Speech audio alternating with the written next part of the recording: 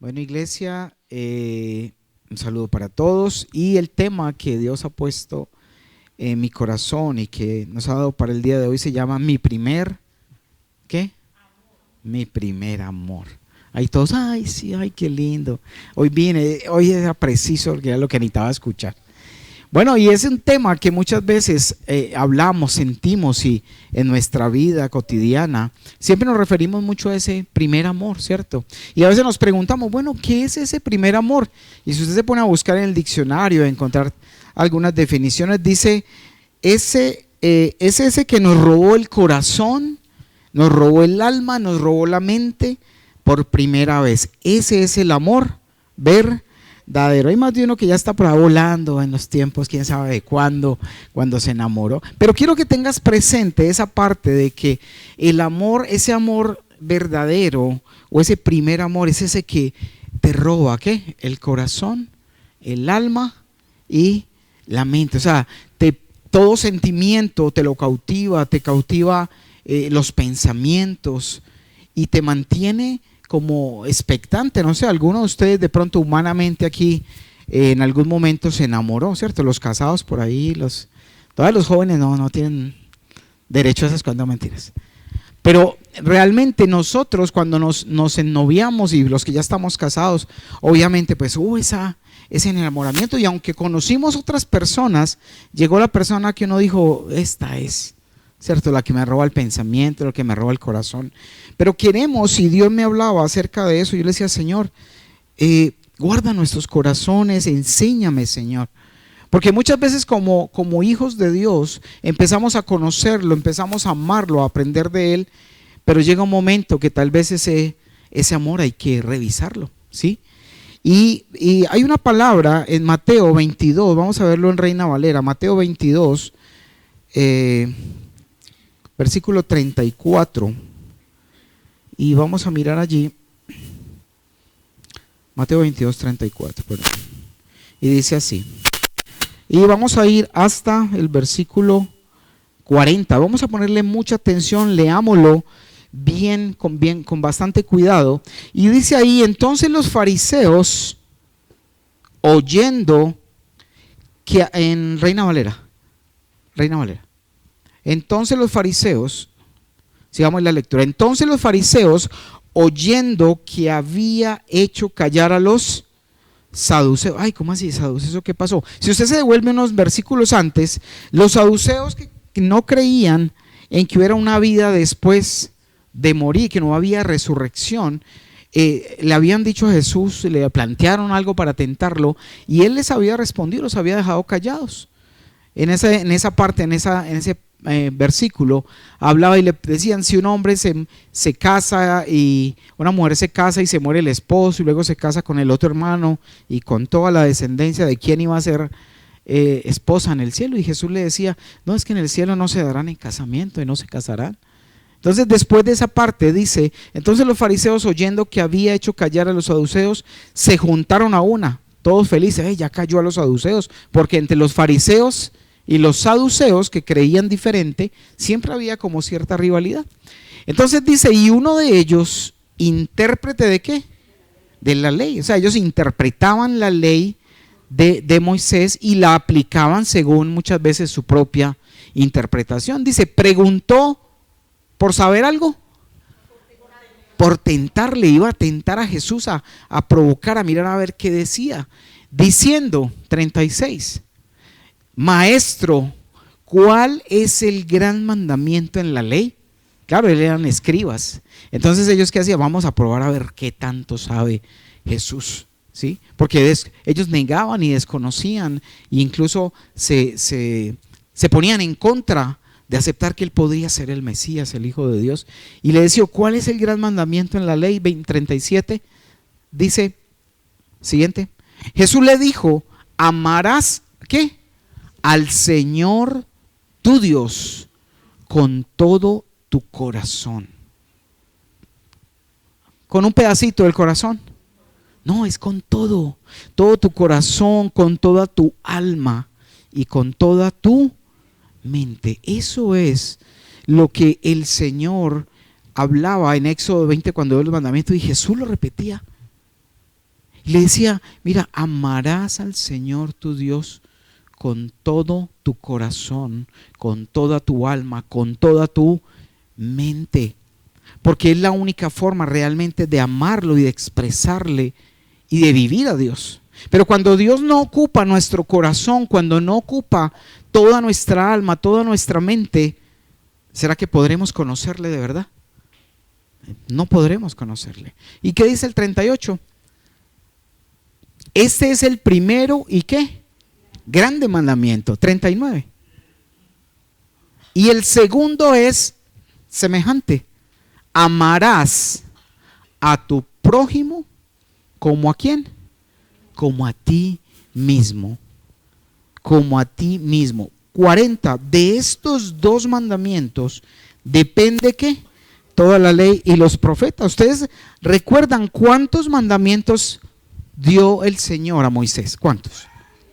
¿Cuántos?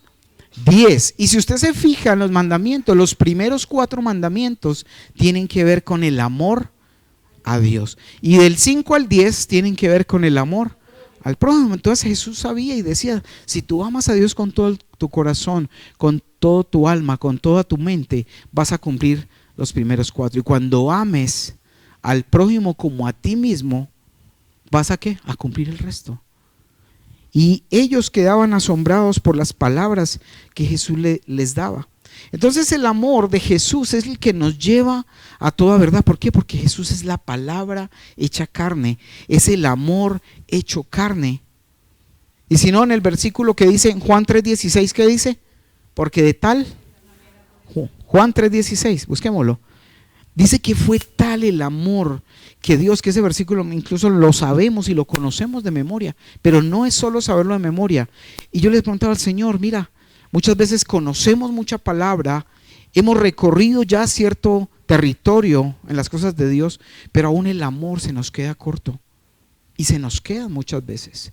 Porque conocemos, aprendemos, sabemos, hay mucho conocimiento, pero muchas veces hay poco amor. Dice, porque de tal manera, fue tal, de tal forma, amó Dios al mundo, que ha dado ¿a quién?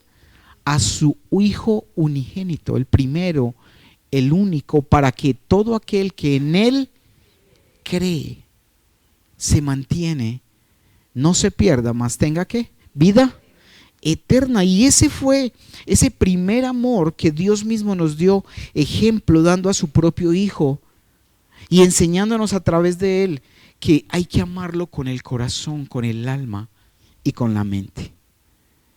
¿Y cómo recibimos ese amor? Jesús se entregó a sí mismo, murió en la cruz, y todo eso lo sabemos. Derramó su sangre, pagó por su iglesia y ha hecho que ese amor en nosotros pueda florecer para poderlo amar con corazón, alma y mente, para que nos enamoremos de Él. Pero si nosotros logramos entender y dimensionar de la forma correcta, vamos a ser impulsados por ese mismo amor que Él nos da. Y es lo que a veces decía, bueno, ¿qué nos tiene? ¿Qué nos hace que nos reunamos? ¿Qué nos hace que busquemos a Dios? Entender ese amor de Él, el amor de Jesús, de haber muerto, haber venido, bajarse de su trono para venir a morir en la cruz, para darte salvación a ti y a mí. Tú y yo, ¿qué merecíamos? La muerte, porque la consecuencia del pecado es, la paga del pecado es muerte, pero el regalo de Dios es vida eterna en Cristo Jesús. Y Él nos dio esa promesa de vida, pero para poderla vivir, para poderla experimentar, tenemos que involucrar nuestro corazón, nuestra alma, nuestra mente, todo nuestro ser, estarnos metidos de cabeza en el amor al Señor. Entonces, cuando tú y yo conocemos de esa verdad, muchos de ustedes de pronto puede que lleven poco tiempo en las cosas del Señor, que hayan apenas empezado hace poco, pero realmente cuando conocemos esa verdad y en la medida que nos vamos acercando a Él, vamos conociendo su palabra, vamos conociendo de lo que Él piensa, de lo que tiene para nosotros, empezamos a conocerlo, empezamos a conocer la doctrina, la enseñanza de Jesús y la vamos adoptando en nuestro corazón. Y empezamos a aprender a vivir, a afianzar ese amor por su palabra, por la oración, empezamos a amar a su iglesia. Usted ha empezado y se ha dado cuenta que se ha abierto y se ha despertado un amor por sus hermanos o no. ¿Quién ama aquí a su hermano? ¿Cierto? ¿Y hay diferencias o no? O todos son, ay, es que es tan fácil de amarlo. No, muchas veces faltan las pataletas, ¿cierto? Faltan, ¿y por qué se ríen por ahí? No faltan, sí, no faltan las reacciones, las pataletas, pero sabes, ahí es donde nos llama el Señor a la misericordia del amor. Claro, porque es que hay debilidades aún. Estamos en un cuerpo de carne, no es para que, no, es que como estamos en el cuerpo, siga siendo lo mismo. No, pero tengamos esa misericordia y ese amor. Y más cuando logramos convivir, compartir tiempos, obviamente van a salir situaciones en las que se van a tener que expresar esas cosas. Pero Dios nos llama y nos muestra de que debemos realmente vivir ese amor, no vivir ese juicio, porque en muchas ocasiones lo que hacemos es juzgar. Entonces ya me siento que aprendí un poquito de Dios y veo al otro como, pero es que ¿cuándo era que va a aprender? Cuando debemos con el amor, si ya nosotros logramos superar, y mira, las debilidades de todos son iguales o diferentes, son diferentes. Entonces lo que para ti es una fortaleza, tú eres muy paciente, pero resulta que el otro es impaciente. Tú eres fácil para amar y el otro no sabe amar, porque nos levantaron, nos instruyeron, nos enseñaron diferentes cosas y el mundo nos adoctrinó, nos enseñó, la familia donde crecimos pues no dio y no conocía muchas veces de la palabra. ¿Cuántas familias incluso pudieron haber enseñado que si se le cae el billete, póngale el pie rapidito, ¿cierto? Ay, ¿qué pasó? Ay, no, espera, ahorita un ratico hablamos. Se lleva al que se le cayó el billete, cogía el billete, ¿sí? Pero otros les enseñaron que si algo se le caía a alguien, era de esa persona, ¿cierto? ¿Por qué? Porque no había un conocimiento, no había una enseñanza a la luz de la palabra. Y muchos nos levantaron, a muchos les enseñaron que el vivo vive del bobo y nos quedamos con eso. Y creyéndonos muy vivos, creyéndonos muy pilosos, y en la cultura que vivimos es de el que logre tomar ventaja, ¿cierto? Pero es triste. Pero así como cuando conocemos del mensaje de Dios y empezamos a conocerlo, es lo que permite que vamos empezando a amar, a enamorarnos. Eso es muy parecido y hay un paralelo muy similar al matrimonio, ¿cierto? Yo sé que aquí hay muchos jóvenes, pero les voy a contar los del matrimonio. Y resulta que cuando uno se enamoró, se casó, yo recuerdo que, y pasa, ¿no? Que usted se despertaba esos primeros días y veía a su esposita ahí dormidita, los ojitos cerrados, ay, qué linda. Sí, y uno contemplando, mirando, ¿sí? Y con el tiempo empezaban a llegar ya las ocupaciones, las facturas, ¿cierto? Que el mercado, que las cosas, y ya no te acordabas de contemplar esa belleza que tenías a tu lado. Y es muy parecido cuando nosotros en la vida espiritual conocemos a Dios, pero empezamos a dejar y a descuidar esas cosas tan básicas como es ese tiempo de oración, ese tiempo de intimidad, ese tiempo de estar con Él, ¿sí? Y cuando en un matrimonio inicialmente siempre se veía suspirando, viviendo por el otro, ¿sí? Buscando el bienestar del otro y después en muchas ocasiones ya solamente pensando en cada uno, ¿cierto? Pensando en mi interés, y muchas veces en la vida cristiana puede suceder esas cosas. Y es las que yo le decía al Señor, Señor, háblanos a la iglesia, enséñanos y muéstranos. Pero hay otra situación que también se presenta en muchos matrimonios, y es que hay algunos que pues, he visto en algunas historias que se casan, pero no saben para qué se casaron. No saben que ahora que se casaron y se unieron a una persona, ya deben vivir ¿para quién? ¿Para ellos mismos? No, para esa persona. Y en el campo, en el área espiritual que estamos hablando ahorita, cuando tú y yo conocemos a Jesús y nos casamos con Jesús, porque es un matrimonio, es esa unión con el Espíritu de Dios. Pero entonces muchas veces personas que se casan, entonces quieren que su esposa encaje en su vida de soltero, ¿sí? Entonces el muchacho que siempre mantenía jugando fútbol, saliendo con los amigos, yéndose de fin de semana, Se casó y la esposa en la casa y él de farra con sus amigos. Y de salida y de paseo y con la misma rutina que hacía, como si fuera un accesorio más que hubiera entrado en su vida. Y si lo comparamos espiritualmente, ¿cuántos de nosotros podemos haber recibido a Jesús en nuestro corazón, pero seguimos viviendo como si no lo hubiéramos recibido? Como solteros. Yo soy soltero, entro a la hora que quiera. ¿Quién me va a llamar la atención? ¿Y por qué me pones problemas? Si es mi vida, ¿para qué casó conmigo? ¿Cierto? ¿Has escuchado ese tipo de historias, no? De que se casan y la esposa simplemente está en la casa y el hombre está haciendo su vida de soltero con sus amigos, con sus hobbies y no se da cuenta que a quien tiene allí, con quien supuestamente decidió pasar el resto de su vida, no le entrega su tiempo. Y por eso es tan duro el matrimonio, porque el matrimonio se trata de morir, se trata de dejar de vivir para uno para vivir para el otro. ¿Cuántos quieren hacer eso? Es duro muchas veces y casi siempre. Por eso, aunque hay muchos matrimonios, ¿qué es lo que más hay? Divorcios, porque no están cimentados en el amor de Dios, porque cada quien está buscando sus propias prioridades, no quieren ser controlados, no quieren darle cuentas a nadie. Y es lo que nosotros, al casarnos con Jesús, al conocer a Jesús, es para hacerlo por obligación o por amor. Por amor. Porque cuando tú logras entender qué hizo Él por ti, que salvó tu alma y nos da la oportunidad para ser salvos, es maravilloso cuando podemos entregar nuestra vida a Él. Cuando podemos hacer de nuestra vida algo especial a su lado. Entonces no podemos casarnos con Jesús y seguirnos dando la vida de solteros. Es más, es tan tremendo que muchas veces espiritualmente nos casamos, conocemos el mensaje de Jesús, pero no llegamos a consumar ese matrimonio. Y la consumación del matrimonio es cuando la pareja ya allí en su intimidad pueden estar juntos y expresarse ese amor. Igual pasa con el Señor. Cuando confundimos, y no es que nosotros tenemos mucha comunión, sí, pasamos muy chévere, comemos juntos y el Señor está todo el día contigo.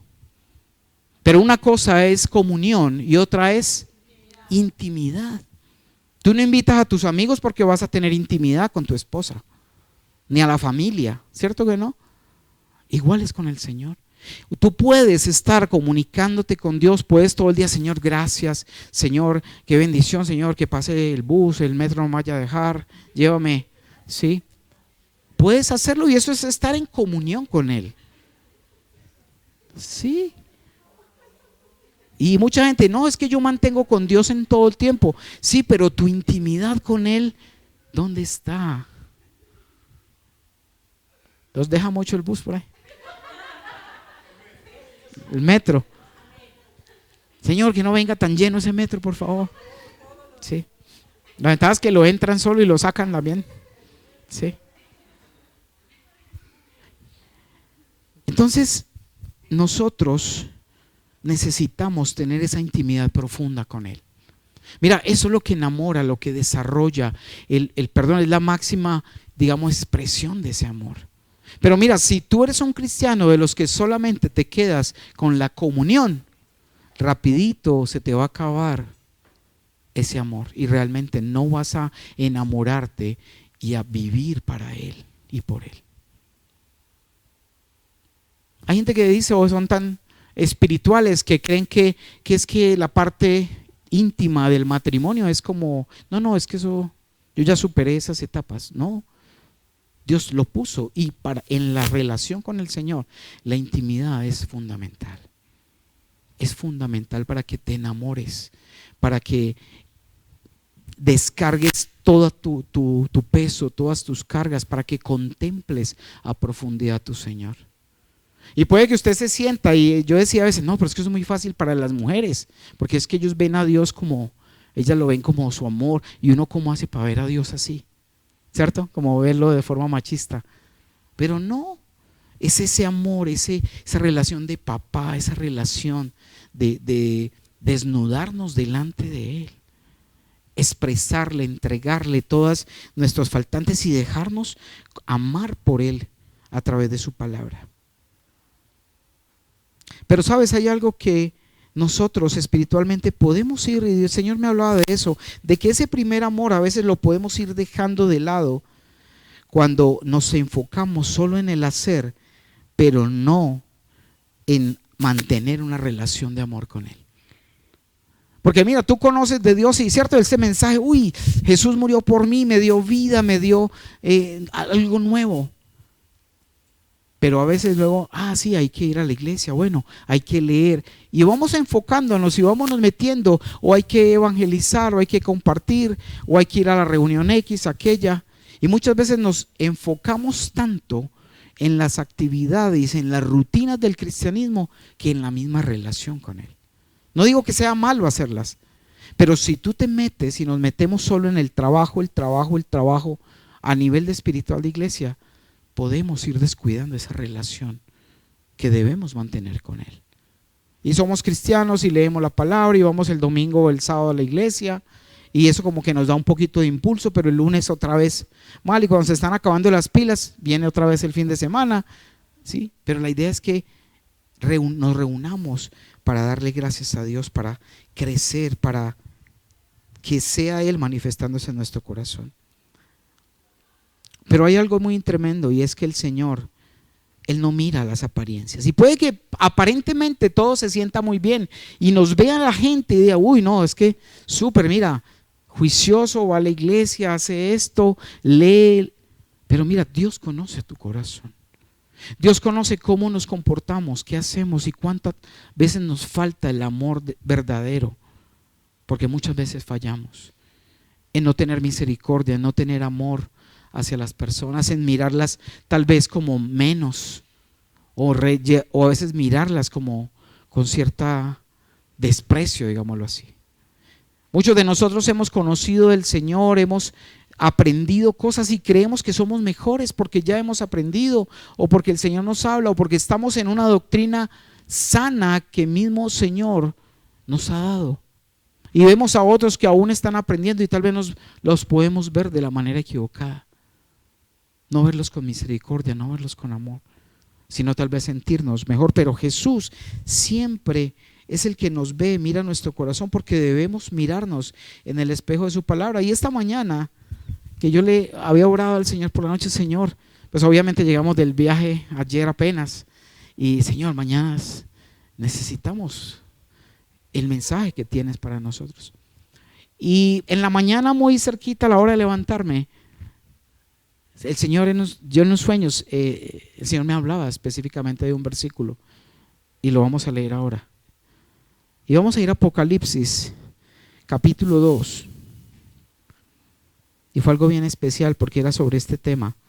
Apocalipsis versículo 2, desde el versículo 1. Y es el mensaje que le revelaba Dios a Juan el apóstol, cuando estaba exiliado, ¿cierto? Según la historia, no lo dice la Biblia, pero según la historia, Juan trataron de matarlo. Y según eso, uno de los emperadores lo echaron en aceite hirviendo para matarlo, porque a algunos les cortaron la cabeza, a otros los crucificaron de cabezas, como Pedro, que él mismo dijo, yo no soy digno de ser crucificado como mi Señor, y lo crucificaron, a otros los partieron por la mitad. Fue impresionante cómo los discípulos dieron su vida por amor al evangelio. Y a Juan intentaron matarlo de esa manera, echarlo en aceite hirviendo, pero nada le pasó. Y como eso produjo miedo y susto, terror, más bien lo exiliaron a la isla de Patmos, donde Jesús mismo se le presentó y le reveló el Apocalipsis. Y ese mensaje que viene ahora para nosotros, y está el mensaje de la iglesia, decía, Señor, bueno, tenemos que reevaluarnos en esto acerca del amor. Y vamos a empezar a leerlo. Versículo 1 dice, escribe al ángel de la iglesia en Éfeso, el que tiene las 7 estrellas en su diestra, el que anda en medio de los 7 candeleros de oro, dice esto. ¿De quién está hablando ahí? Jesús mismo. Dice el que está entre los 7, que tiene las 7 estrellas en su diestra, el que anda en medio de los 7 candeleros de oro. Dice eso. Recuerdan que el candelabro del tabernáculo era simbología de Jesús. Y ahí mismo lo está refiriendo nuevamente. Versículo 2. Porque Jesús es el dueño, amo y el Señor de su iglesia. ¿Esta iglesia de quién es? De Él.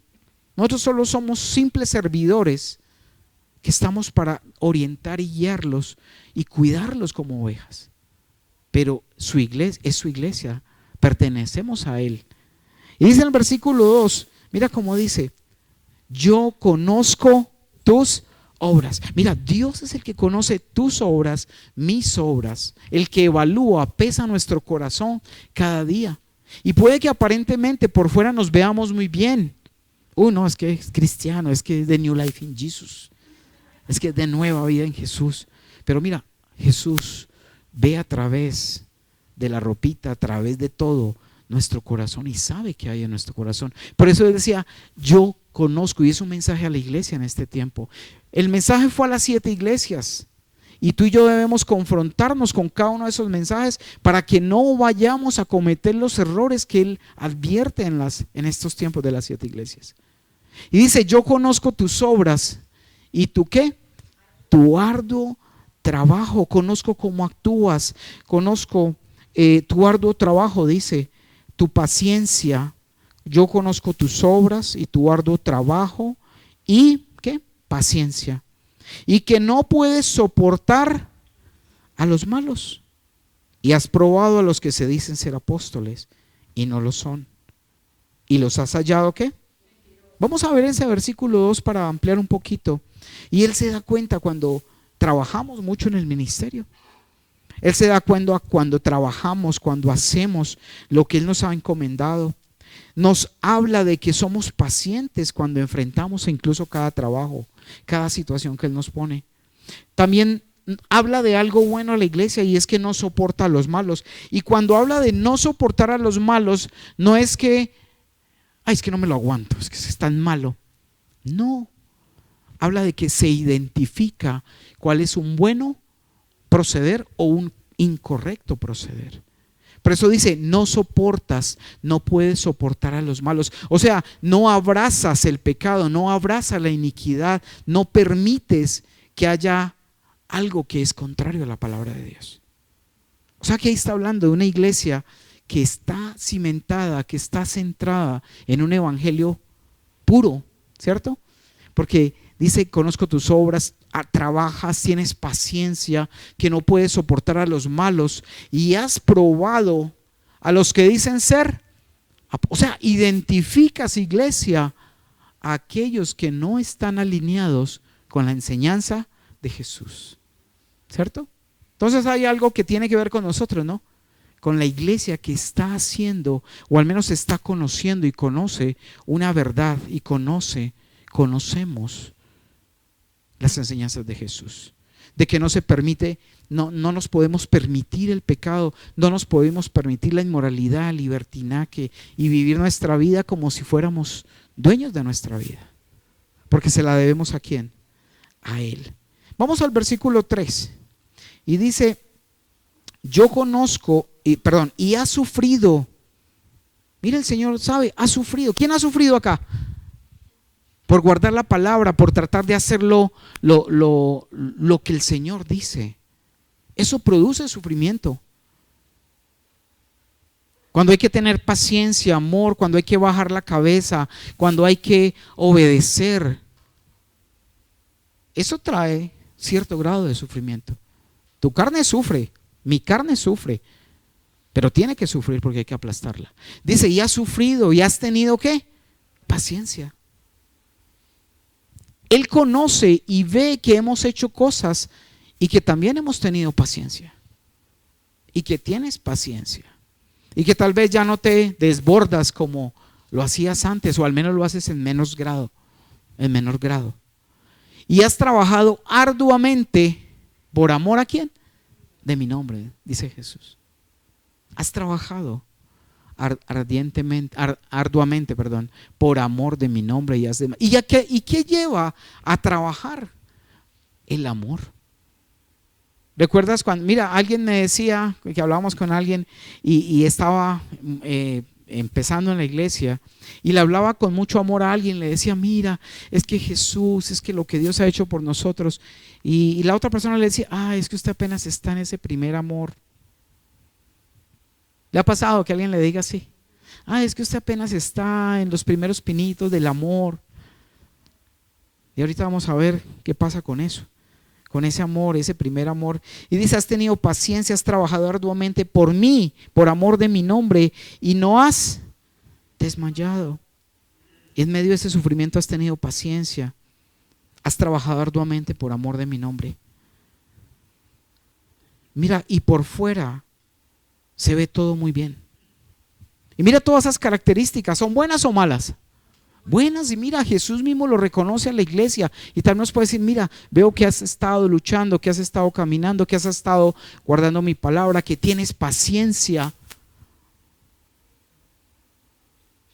que aunque te cuesta y te da trabajo muchas veces entender y soportar, lo haces. Ay, qué bueno, el Señor sabe lo que me pasa. ¿Quién se alegra por eso? Porque sabe lo que nos pasa. Versículo 4.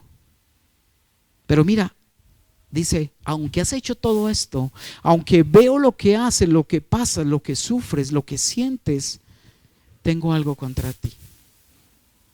Y el Señor me hablaba y me decía, y esa frase me la ponía en el sueño. Me citó ese versículo, pero tengo contra ti que has dejado tu primer amor. Y uno se pregunta, ¿y cómo? ¿Cómo si estamos trabajando, si estamos haciendo? ¿Cómo podemos dejar el primer amor? Mira, Jesús puede ver que trabajas, que haces, que aparentemente tu vida y mi vida están perfectas, sirviendo, sufriendo, trabajando, pero Él sabe qué hay en nuestro corazón. Y dice, has dejado tu primer amor. Pero hay algo, una palabra ahí muy especial, y es esa palabra dejado. ¿Sabes que hay una diferencia grande entre dejar y perder? Tú puedes perder algo y normalmente puede ser accidental, ¿cierto? Se me perdió el celular. ¿A quién se le perdió el celular? Se me perdió la billetera, se me perdió el reloj, Cuando tú pierdes algo, ¿sabes dónde buscarlo? Normalmente cuando lo pierdes no sabes dónde buscarlo. Pero mira cómo dice la palabra, ahí en ese, déjalo en el 4 aún. Pero tengo contra ti que has perdido. Lo has dejado. Y cuando tú dejas algo, ¿sabes cuál es la ventaja?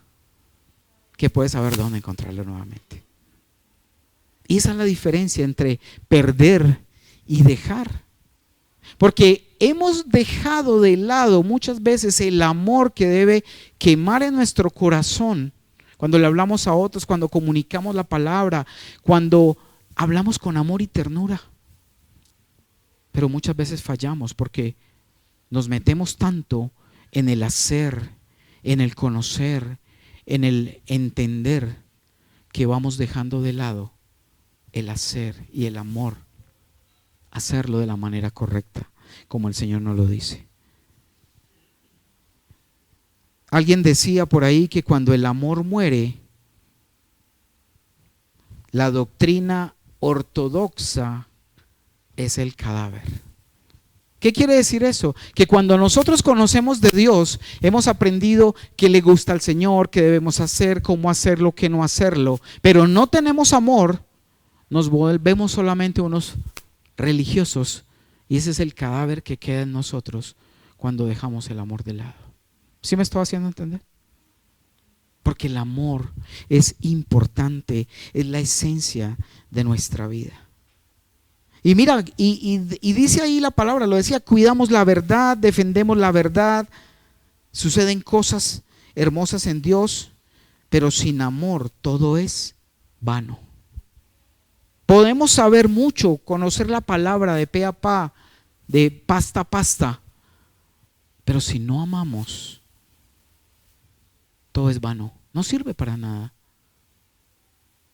Y es lo que tenemos que reevaluarnos, porque así como la iglesia fue llamada al orden por Jesús, por conocer su corazón, tú y yo nos tenemos que mirar en ese espejo y darnos cuenta si tal vez también estamos haciendo lo mismo. Todos nos ven muy bien por fuera, pero reevaluemos y miremos en nuestro corazón. Mira, si perdemos el amor, perdemos todo. Ojo, si perdemos el amor, perdemos todo. Y ahí muchas veces cuando conocemos y hemos aprendido, en vez de tener misericordia, lo que hacemos es hacer juicio. Y hacemos y juzgamos, en vez de levantar, restaurar y tener en cuenta que así como esa persona está en este momento, yo estuve peor que esa persona. ¿Cierto? Que estuve peor, pero queremos exigirle porque ya tenemos un conocimiento, algo, ya podemos juzgar y decirle a este otro, no, es que, ¿cuándo va a ser pues? Que es que con vos no se puede, cuando con nosotros no se podía y Dios ha ido haciendo milagros en nuestra vida, ¿cierto? Entonces perder puede ser algo accidental, pero dejar es un acto deliberado cuando yo lo dejo. Ay, que trajiste tal, no lo dejé, pues no cuando se le olvida, no, lo quise dejar, no lo traje. Entonces ahí podemos saber dónde encontrarlo, y el Señor necesita que nosotros, si dejamos ese amor, lo podamos encontrar nuevamente. Versículo 5, ahora sí. Y dice, recuerda por tanto, ¿de dónde se ha caído según lo que venimos estudiando? Del amor, ¿cierto? Empezamos a amar, empezamos a conocer, a dar de todo, a tener esa chispa, ese amor. Pero de un momento a otro nos encontramos haciendo muchas cosas que son importantes, pero si dejamos el amor, dejan de ser importantes. ¿Estamos? Entonces, recuerda por tanto de dónde has caído, dónde estabas antes, por qué caíste de ese amor, por qué caíste de esa misericordia, de ese fuego. Dice, y arrepiéntete. Tenemos que arrepentirnos, iglesia, por no amar de verdad, por no amar de corazón, por decir amar, profesar amar, pero pedirle al Señor que nos haga conscientes si no estamos amando de verdad, si no estamos entregando ese amor, esa misericordia, porque fallamos. ¿A alguien le ha pasado que deja de tener misericordia y nos volvemos jueces y nos volvemos con el látigo en la mano? Pero es que no sabe la verdad. Yo sí la sé, pero ¿qué nos sirve saber la verdad cuando no la aplicamos? Cuando no amamos. Y me cuestionaba mucho el Señor cuando hablaba de esto para mí, para su iglesia. Dice, arrepiéntete y haz las primeras obras. ¿Cuáles son esas primeras obras también? Esas obras de acercarnos a esos tiempos que se disfrutaban en la intimidad con Dios, en la palabra, en el compartir de Dios, en el amar a las personas, a los hermanitos. Pero nos cansamos de amar y después, no, es que este no tiene arreglo. ¿Sí? Cuando hay que seguir amándolos. Dice, y haz las primeras obras, pues si no, ¿qué? Vendré pronto a ti y te daré un gran abrazo. Dice, y quitaré tu candelero de su lugar, la luz de Cristo. Mire, qué triste cuando como cristianos, como iglesia, podemos ser una iglesia que aparentemente es perfecta y evangeliza y hace sus reuniones y tiene su academia, su estudio, pero cuando menos piensa que hemos olvidado el amor, nos encontramos sin luz de parte de Dios. Y seríamos una iglesia que seguiría siendo la iglesia de Cristo. No, porque perdió su esencia. Y por eso dice, arrepiéntete y haz las primeras obras, pues si no, vendré pronto a ti y quitaré tu candelero tu candelero de su lugar, si no te hubieres arrepentido. Alguien que tenga que arrepentirse hoy conmigo. Tenemos que arrepentirnos, iglesia. Y me cuestionaba mucho cómo me hablaba el Señor a través de esta palabra, de que todo, mira, de esta iglesia todo es bien, ¿cierto? Todo todo es bien, pero dice, tengo una cosa contra ti. Has olvidado ese primer amor. Has olvidado lo que fueron llamados, porque fuimos llamados por amor. Recuerda dónde has caído, lo que hacías antes, de ese pasar tiempo en su palabra, de amar, de gozar reunirte con tus hermanos, de gozar hablar de Jesús. Nos hemos a veces profesionalizado en mucha doctrina, mucho concepto, cuando realmente el amor es verdaderamente importante. Mira cuántos de nosotros como cristianos llegamos y dejamos el amor, las primeras obras, y nos centramos solo a buscar nuevos métodos de crecimiento, nuevas cosas raras, investigaciones y cosas, cuando no evaluamos realmente que nuestro amor es el que se ha estado echando a perder. No está mal que estudiemos y que busquemos su palabra, pero está mal si no lo hacemos desde el corazón. Y quiero que vamos a un versículo, haciendo un paréntesis ahí antes de pasar al versículo 6. Vamos un momento a 1 Corintios 8:1. 1 Corintios 8:1. Y dice lo siguiente. Estaba hablando de lo que era sacrificado a los ídolos en ese momento, porque en la costumbre judía hacían sacrificios ¿a quién? Al Señor, ¿cierto? Y de esos sacrificios se podían tomar esos alimentos. Pero a veces los sacrificaban a los ídolos, y si algo era sacrificado a un ídolo, ¿se podía comer o no? No, no se podía comer, porque era impuro. Entonces este versículo decía, en cuanto a lo sacrificado a los ídolos, sabemos que todos tenemos ¿qué? Conocimiento. Pero mira lo que dice después del punto, y quiero que tú y yo, iglesia, lo tengamos muy presente. Mira lo que dice ahí, el conocimiento envanece. Analicémoslo hasta ahí. El conocimiento envanece. Si solo conocimiento. Pero dice, pero el amor edifica. O sea que si tú te dedicas solo a llenarte de logos, conocimiento, ¿qué va a pasar con tu ego? Te vas a envanecer. Pero si lo tienes, primeramente el amor te va a llevar a edificar y ayudar a otros. No quedarte solo con tu egoísmo, con nuestro egoísmo, con nuestro orgullo, envanecidos en el conocimiento. ¿Y qué nos ganamos con mucho conocimiento, envanecidos y sin amor? ¿Nos ganaremos algo?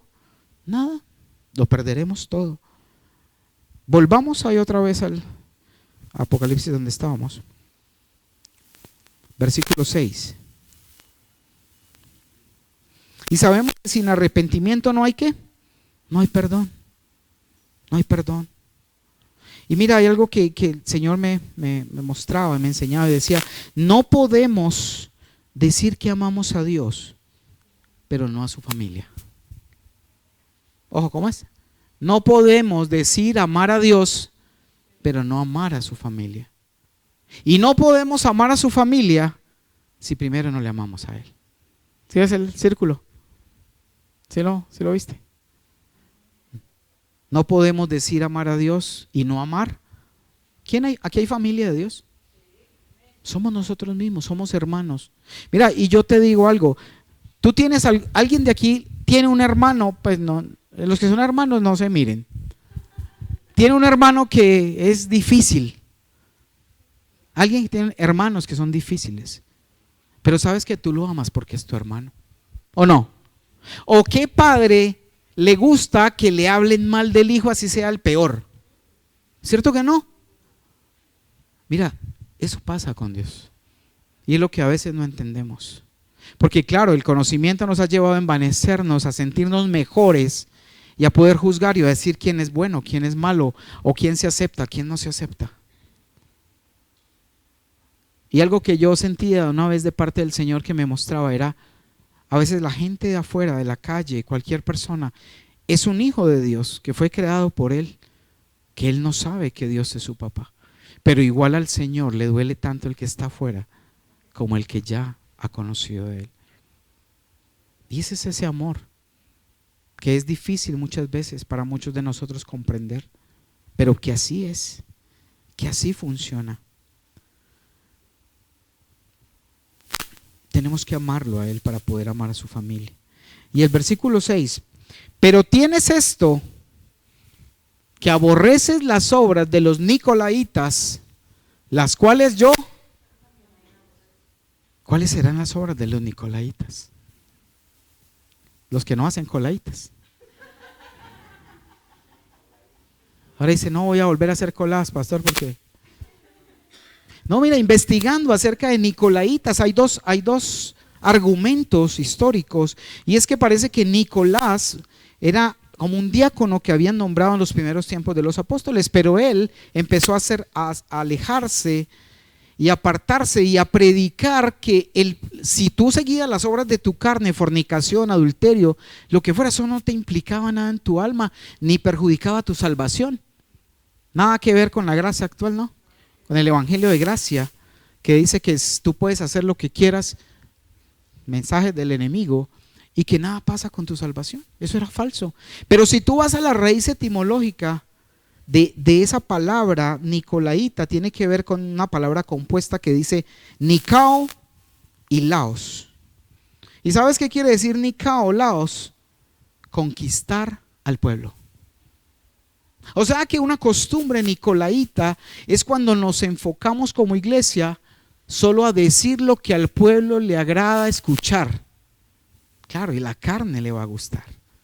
Entonces decía, pero tienes esto, otro nuevo reconocimiento a la iglesia de Éfeso, porque la iglesia de Éfeso estaba en medio de mucha inmoralidad, promiscuidad, idolatría, y le decía, pero tienes esto, que aborreces las obras de los nicolaitas. Y era porque ellos profesaban y predicaban que tú puedes pecar y hacer lo que quieras y eso no afecta a tu salvación porque ya recibiste a Jesús, porque te bautizaste y eso es suficiente. Falso de toda falsedad. Esa es la doctrina de los nicolaitas. Y aún la raíz etimológica es lo que veíamos ahora, conquistar al pueblo. Es cuando cuando esos nicolaitas esa corriente predica y habla para conquistar al pueblo, para solo ganar adeptos, seducir a los discípulos del Señor. ¿Será que pasa hoy día? Pasaba y está escrito para estos tiempos. ¿Sí? Versículo 7. O ahí terminamos ya eso. Sí, 7. Dice, el que tiene oído para esto, que tiene oído, oiga lo que el Espíritu dice a las iglesias. ¿Qué es lo que está diciendo? Si tú hoy, por tu oído espiritual, has entendido este mensaje, el que tiene oído, que oiga lo que el Espíritu dice a las iglesias. Somos iglesia. Y los invito a que ustedes personalmente lean las otras iglesias y se evalúen y se examinen. A mí me gustaba mucho cuando mi esposa, y lo he repetido en muchas ocasiones, leía y la palabra decía, ustedes son fariseos, y ella se me acercaba llorando, decía, el Señor me dijo farisea, y yo le decía, no, eso era para los fariseos, y el fariseo era yo. Sí. ¿Por qué? Porque la Biblia tú la tienes que leer recibiendo los regaños para ti, porque si no, ¿cómo vamos a cambiar? Hoy el Señor me decía, y yo no le dije al Señor, ¿cómo así? Primer amor, ¿cómo así, Señor? No estoy trabajando para ti, no estoy haciendo lo que tú me mandaste. Dice, sí, pero ¿cómo lo estás haciendo? Estás descuidando tu corazón. La iglesia lo está descuidando. Y es siempre confrontarnos con lo que el Señor, porque mira, no lo perdimos. ¿Lo qué? Lo dejamos, pero sabemos dónde encontrarlo. Sabemos cómo encontrarlo nuevamente. Entonces, eso era la doctrina de los nicolaitas. Y dice, y oiga lo que el Espíritu dice a las iglesias, al que venciere, o sea que hay que ir a arrepentirnos, a buscar otra vez donde dejamos ese amor, arrepentirnos. Y dice, al que venciere le daré a comer. ¿De qué? ¿Cuántos frutos da el árbol de la vida al año en el cielo? Dice que 12 frutos, ¿cierto? Cada mes o cada tiempo da 12 frutos. Da 12 diferentes frutos, dice en el Apocalipsis. Da 12 frutos diferentes. Y dice, le daré a comer del árbol de la vida, el cual está en medio del paraíso. ¿El paraíso existe o no existe? Sí, solo que fuimos expulsados desde el tiempo de Adán. Pero Cristo murió, pagó con su sangre para que tú y yo podamos volver a ese paraíso. Y dice por ahí en Isaías y en Apocalipsis, el león y el ternero habitarán juntos. El lobo y la oveja comerán juntos. El bebecito, el niño. ¿Cómo sabes que van a haber niños en el cielo? Claro, van a haber niños. ¿Cuántos niños son abortados diariamente? Son ángeles, son almitas de Dios que allá van a estar en el cielo. Y si de pronto tuviste hermanitos que no nacieron o hijos que en algún momento no se malogró su embarazo, allá te los vas a encontrar en el cielo. O los niños a la edad que todavía no se les haya despertado la maldad, que hoy se despierta muy temprano, como de los 4 años ya. La maldad, la mentira. Y hay que por eso educarlos y enseñarles, porque también se pueden perder. Tremendo, ¿cierto? Y es lo que el Señor me instaba y me enseñaba en este día. Entonces, mire, muchas veces, iglesia, el enfoque de trabajar por Jesús, solo enfocados en trabajo, podría eclipsar esa relación de amor con Él. Esa relación que hay que cuidar, ese ingrediente principal. En esa iglesia de Éfeso vimos que tenían una doctrina pura, una palabra limpia, transparente. ¿Algún parecido con la realidad? Sí, con lo que vivimos y con lo que hemos conocido. Pero cuando a veces tenemos una palabra limpia y transparente y tener solo ese enfoque, eso podría permitir aún que nuestro corazón se enfríe. Porque podemos sentirnos con tanta verdad de que tenemos la verdad que descuidamos el amor. ¿Estamos? ¿Estamos entendidos hoy en esa parte? De que aunque tengamos la palabra, tengamos la doctrina sana, pura, como Jesús la enseñó, el amor es lo más importante. Por eso dice, cerremos con 2 Timoteo 2:25, que me gusta tanto. Y usted se lo puede memorizar también. 2:25. Y me gusta mucho como lo dice la versión nueva, traducción viviente. Esa sí no la pasé, pero se la voy a leer. En traducción viviente dice: instruye con ternura. ¿Saben qué es ternura, cierto? Tiernamente. Instruye con ternura a los que se oponen a la verdad. Cada que alguien se comporta de forma inadecuada al evangelio, ¿qué está haciendo? Se opone a la verdad, en su conducta, en lo que dice. Pero dice, enseña, instruye con ternura a los que se oponen a la verdad. Tal vez Dios les cambie el corazón y aprendan la verdad. Pero ¿cómo lo van a aprender? Cuando yo los pueda instruir con ternura y con amor. Y eso es lo que tenemos que entender.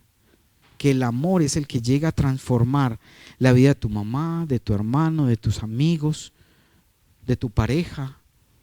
Es esa ternura, ese amor de cualquier persona a la que tú te acerques. ¿Será que nosotros hemos crecido humanamente, somos faltos de amor o no? Claro, porque no conocíamos el amor de Dios. Y cuando tú te acercas a alguien de manera agresiva, brusca, lo que haces es que generas una reacción de rechazo. Pero si lo haces con amor, ellos van a recibir el amor. Y dice, y tal vez Dios instruye con ternura a los que se oponen a la verdad, tal vez Dios les cambie el corazón y aprendan la verdad. Entonces entrarán en razón y escaparán de la trampa del diablo, pues Él los ha tenido cautivos para que no hagan lo que Él quiere. Y mira, hay muchas ocasiones, yo recuerdo constantemente como mi esposa me decía, pero mira, estás haciendo esto mal hecho, de mala forma. Pero cuando me lo decía de manera brusca, terminábamos peleando. Pero cuando me lo decía con amor, Dios permitía que yo entrara en razón.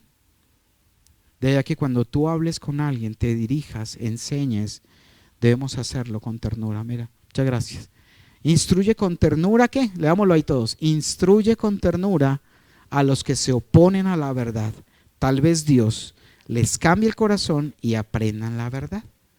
Y dice en el segundo, en el 26, entonces entrarán en razón y escaparán de la trampa del diablo, pues Él los ha tenido cautivos para que hagan lo que Él quiere. Y si vamos otra vez a Reina Valera, dice lo mismo en otras palabras, dice que con mansedumbre corrija a los que se oponen, por si quizá Dios les conceda.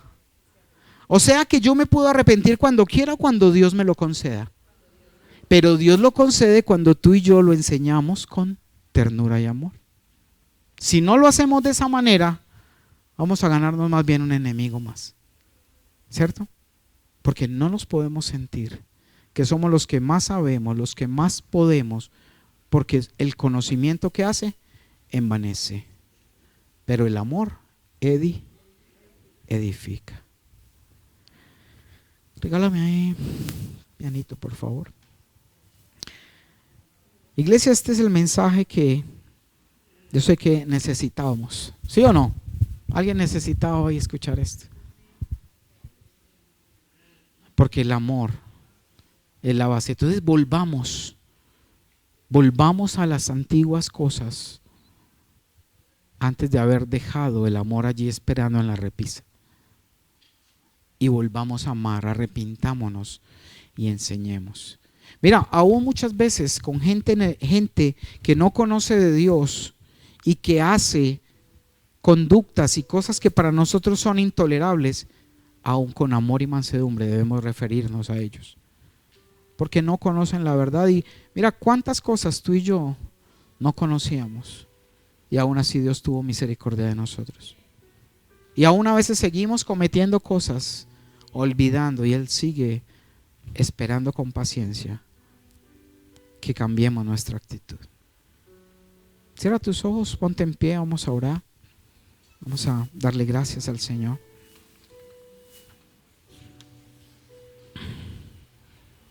Padre Santo, te damos gracias en este día.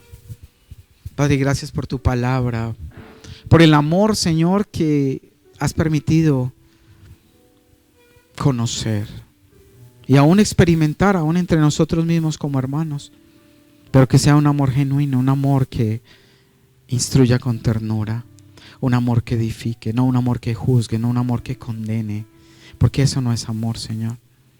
Padre, gracias porque nos presentas y nos muestras el ejemplo en tu palabra, ese ejemplo para entender que solo el amor